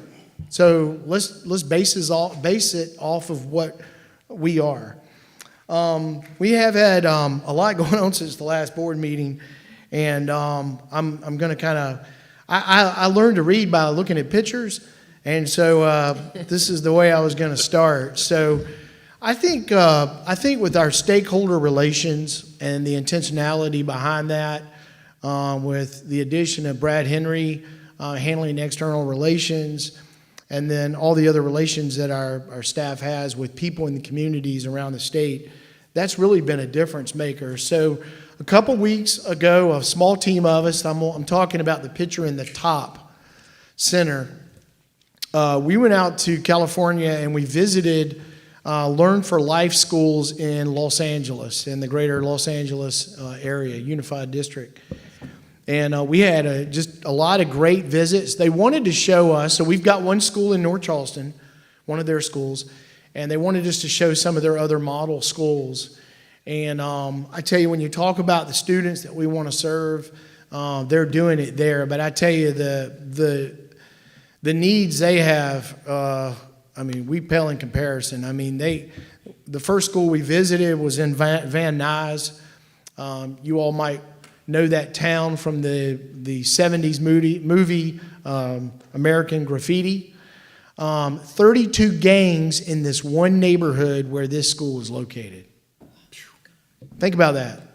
This one school has 32 gangs in that one community. These kids come from that community. And so the challenges they face, but many of the challenges they face are not unlike what our kids see in South Carolina, just maybe not on the same scale due to smaller populations. But we had a great collaborative visit with them, and it was very informative, and they were one of the ones that put in a letter of intent for a school in Columbia. This will be an AEC, dropout recovery school, to help those kids who have dropped out of the system and want an opportunity, a second chance for a diploma. Down on the left, bottom left, this is Dr. Keith Bailey, the school leader at PD Math and Science. And to the right is Will Wheeler. He's a representative for Lee County, serves in the State House. And, like Emily said, we want to be intentional about getting our legislators there. I love that school. It literally is down the end of the road, a dirt road, in Lee County, one of the most challenging counties in South Carolina when it comes to education. But I love what Dr. Bailey's doing, and they're thriving, and their enrollment's up, and they're graduating students. So very excited about that. On the bottom right, that's Dr. Kevin Pollock. He's the president of Central Carolina Technical College. So we are talking with them about putting our workforce centers of excellence on their campus. So we met with him. This was the initial visit, and then we followed that up with another visit where we went and visited their campus and the buildings they have open and the space they have available for our Palmetto Excel adult high school, and then additional space for a traditionally aged school. So very excited about that partnership and what we've got going on there with Central Carolina Technical College over in Sumter. Next slide. To the left, yesterday we were down at the South Carolina Ports Authority, which is, I would say, one of the greatest assets that South Carolina has. The commerce that's going in and out of there, products that are made here in our state, products made in other parts of the world, raw materials coming in and out, that is our economic engine. But many of our kids in our schools are not aware of all the different jobs that are available in the logistics industry. So we met with them yesterday about a partnership to create a curriculum that our schools could use to teach kids about workforce job opportunities in the logistics industry. We even were bold enough to say we would love to have a charter school on their campus there in Charleston, over in Mount Pleasant, that is focused on logistics jobs. And these are all jobs in logistics. So whether it's running cranes, driving trucks, C-suite jobs, IT, you name it, we want to give our kids an opportunity to participate in this continued growth area in our state in terms of our economic growth and prosperity. So just had a great meeting there, and we even talked about maybe doing a joint promotional video between the district and the Ports Authority that we could use in schools to educate kids about these opportunities. You know, everybody goes to Charleston, you know, if they have a way to get there, and they see the big ships, and from a distance they see the containers when you're crossing the bridge. But a lot of people don't translate that into how it relates to our economy. And so what we want to do is give kids, you know, an opportunity to touch it, to see it, to understand it, so we can, you know, do that. So that's all going to be part of our workforce. We also visited Palmetto Excel. That's the picture to the right. And you've got pictured there again, Dr.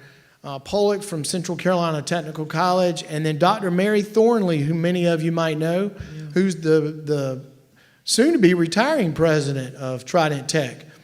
And then we've got the team there from Palmetto Excel and Michael Sabo, their board chair. But we had a great visit there. The rooms were full. These are adult students who wanted a second chance. I'm going to get a water here. John can go without drinking. But really, we were inspired, and I'm gonna close out with a picture at the end about that school. Next slide.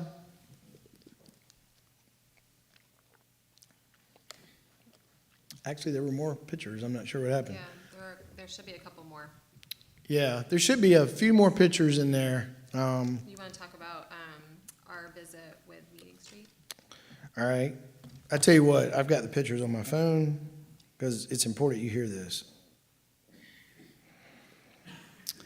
Last week, we also had a visit with the South Carolina Veterans Affairs Office. General McCaffrey is Governor McMaster's appointee who heads that office. And, you know, we've been charged also when we talk about these workforce centers of excellence about how can we play an important role in South Carolina in helping military kids and giving these families better educational alternatives in the communities in which a lot of our bases are located. You know, we've met with General Kelly at Fort Jackson. We attended a couple weeks ago the governor's military briefing with all the commanders, even Fort Gordon out of Augusta.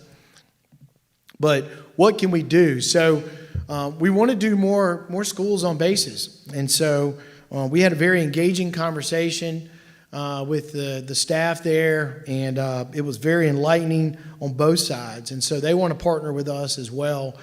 Look at Beaufort, look at the Marine Corps Air Station. What can we do to speed things up in Sumter with Shaw Air Force Base? These are great assets. They create a lot of economic stimulus in these communities. But a lot of these military personnel, when they look at South Carolina, and they all go online at good schools, and they want to see the rating for the local schools, and they're disappointed many times. So, we know the success of Liberty and Sumter, but we need more alternatives in these communities. And I really hate you don't have the picture of something that we went to the other day that was historic. I assume you all are very familiar with the Briggs v. Elliott case in the early 1950s. Case really began in 1947. Thurgood Marshall was the counsel on the Briggs side, and it was the first case filed with the U.S. Supreme Court that eventually became known as Brown v. Education. But the other day, we were invited to participate with the family, the Briggs family, Cecil Williams from Orangeburg, to participate in a refiling of the Briggs case to correct the name of Brown v. Education. It's not to discount the Brown case, but the Briggs case in Somerton, South Carolina, right there in Clarendon County, was the first case where the Briggs family's oldest son was denied transportation to school. Now, I've been to that school, and that was where I first learned about this whole situation many years ago. But we were invited to stand up with these civil rights leaders and petition the United States Supreme Court to recognize the Briggs family and the Briggs case as being the first. And it was a clerical error that put the Brown case first.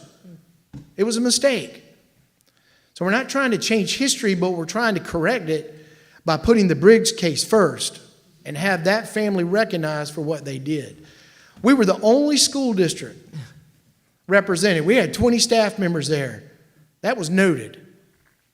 It was historically significant, and I think it really plays into the values of this district and what we find that is important, giving all students access to a free public education. So it was historic. It was an honor to be there. We will send out some of those photos if you don't have social media. Some of you might have seen the photo with me and those leaders with the South Carolina state flag, but we'll keep you updated on that. That's great. Lastly, I want to talk about this picture right here. No, the picture, that picture. This is Katrina. Katrina is a student at Palmetto Excel. I met her yesterday. When Katrina was 15, she became pregnant. When she became 17, she became pregnant. And she dropped out of school because she had to take care of 2 children as a 17-year-old single mom. In 1997, Katrina went back to get her GED. But over the course of the years, she realized that a GED wasn't good enough for her. And she also wanted to set an example for her children, that they should aspire for their personal best when it comes to their education and learning so they can have good opportunities in work to take care of their own families. So she told me yesterday, she said, I found this posting on Facebook about this school that was going to open its doors in North Charleston for adults like me who've been working and raising families to come back and get a second chance at a high school diploma, certifications, dual enrollments, credentials. She said, Mr. Neely, she said, that was a blessing. That was a prayer answered. She said, but I want you to know that I pray every single night of my life that this school stays open so that I can finish and get my diploma. That's what we're about. People should have second chances and third chances and fourth chances and fifth chances. Every chance, no matter how old they are, no matter how many children and grandchildren they have to bring with them to this school so they have a chance to earn a high school diploma and get those credentials and get a job. She will graduate. She's going to be our first graduate. And I think we should all be there to celebrate her and her fellow classmates as they demonstrate to this state that, one, a GED is not good enough, that every student, no matter their age, should have a second and third and fourth, fifth chance to realize their dreams in life. You're never too old to fulfill your dreams, no matter how old you are. So you all made the difference because it was this board who saw the vision. You approved this charter. It was our state who was willing to take a chance and put $1.3 million. And I can tell you, just with this one student, they've already got their money's worth. And so that's why we're coming back asking for $5.9 million so we can grow this school to 350 students and open up new schools in other communities across our state. But I wanted to end on this because it was truly one of the most inspiring moments that I've had in the 4 years that I've been visiting schools. I love our children. And maybe we need to be thinking about whether or not we want to continue with Kids First, because I love our adults too. And I want us to be the difference maker in their lives as well. And I think that's what is distinct about us. I think that's what an example of the innovativeness that comes about when we think beyond our wildest dreams, because we're giving people hope and opportunity. So it was a special day. It's going to be a wonderful day when she graduates. Oh, and by the way, I already asked her if she would go with me to my budget hearing and speak. She is so well spoken. She's a wonderful spokesperson for the brand and for that school. And she said, if you get me there, I'll be there. So we're going to get her here. We're going to get her here to Columbia, and we're going to let her voice be heard. And I think what that's going to do is open up more opportunities for more people. Yeah, I'll drive her up. She can ride with you from Charleston. That's I got room right. in my van. That's exactly right. Chris, when's her graduation? It should be December, so we'll figure out what the date is. Yeah, it should be December. If not, if it's in the spring, we'll let y'all know. Well, believe me, we want as many people to be there. We also want you to attend our School Leader Summit next week. It's November 14th. It's another opportunity for you to build relations with our school leaders and our local school boards. We've got just some amazing guests coming to speak, and it's going to be a wonderful moment. At this time, I've got a presentation to make. The staff came to me a few months ago and said, you know, we recognize school leaders, we recognize students. What if we did something to recognize staff for their hard work? And so they came up with the idea of the Core Values Award. And from that, we have our first recipient. And so at this time, I would like to call on Marlene Sellers to come up to receive the Core Values Award, the first ever.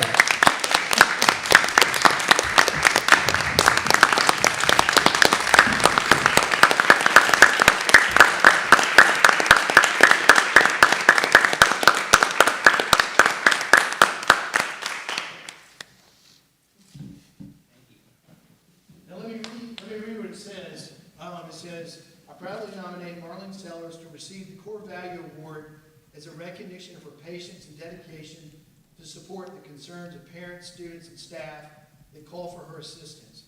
She exemplifies our Kids First mission by modeling our district mission and vision in her daily dedication of having everyone have a voice in the education of students in the district.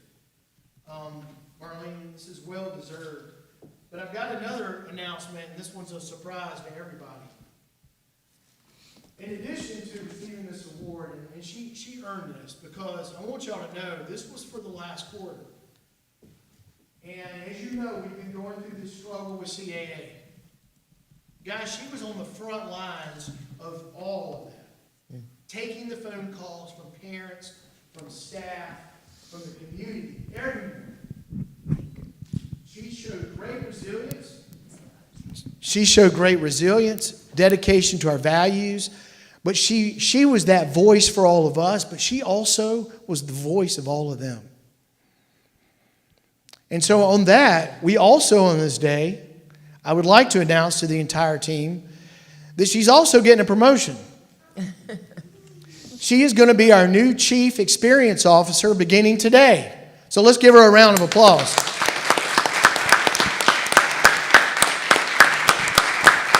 And I couldn't think of a better title for her. Chief Experience Officer. She's the protector of the brand. She's the protector of the voice of those that aren't heard and those that want to be heard. So Marlene, congratulations on both accounts. It's well deserved. It was well earned. And I'm really excited to have you at the table as we now start to plan our future, our strategy for the future about what we're going to do to expand more opportunities for kids and adults. Congratulations.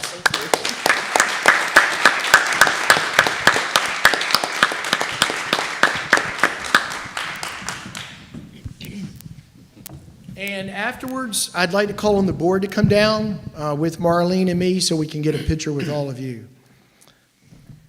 At this time, I'll take any questions or comments from members of the board.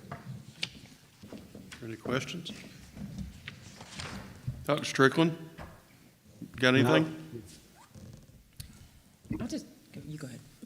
Randy? Ladies first. I'll just say one quick thing. I'm always amazed at the commitment to vision and to conceive a vision and to execute a vision. You know, a lot of people can think up things but not necessarily implement them.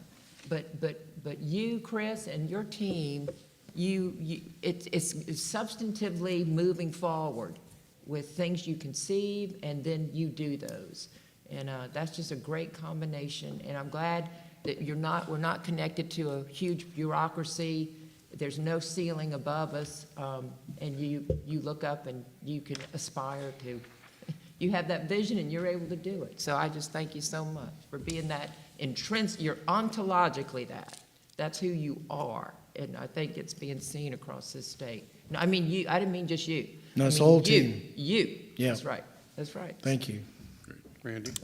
Superintendent, just wanted to thank you for your report today and for your service and for the service of the staff here at the district. I was in Beaufort County a couple of weeks ago and had a teacher from one of our schools there in Beaufort County at Bridges. She hunted me down to tell me how much it meant to her that the district had recently been there and specifically talked about Emily and her work there. And so it's always good as a board member to be at events that aren't anywhere connected to your job, but to hear great reports about the staff. And just want to mention that publicly and to thank you and Emily and all those who make a difference in the lives of our students, teachers, and parents each and every day. Yeah, thank you. Mr. Chairman, if I may. Yes, sir. Superintendent, I just want to echo my colleagues' comments, both to you and to our fine staff, and to Ms. Marlene, who I've had the opportunity to meet, who do an awesome job. And she keeps me straight, at least, since I've been here. But I want to just say and commend the staff for your presence at the Breaks announcement the other day. I received a lot of calls about the charter school district being represented there. And I was unable to attend. My mother's in the hospital not doing well, and so I was unable to be there. But we were well represented. I need everybody to know that I've heard from all kinds of folk across the state that the state charter school district was well represented in that conversation. So I just want to commend you as well, just for the leadership that you're providing, and to all of you and on the staff who just do an amazing job. We're fortunate. And you know, as we were talking about the P&I stuff earlier, and what we can do as a board to try and help bring something to that, and some recognition that something needs to change there, we feel good about being able to do those things because of you. Mm-hmm. We can go to the General Assembly and to the state superintendent and all those folk and have those kinds of conversations because you guys have given us the credibility to be able to do that. So I just wanted to say that today and thank you for what you do and continue to do great work. Thank you. All right, thank you. Any other questions or comments? All right, thank you. And with that, we'll adjourn. Yeah. Thank you. And lunch is served. All right. That's good. Yes, sir. Thank you. Thank you, Chair.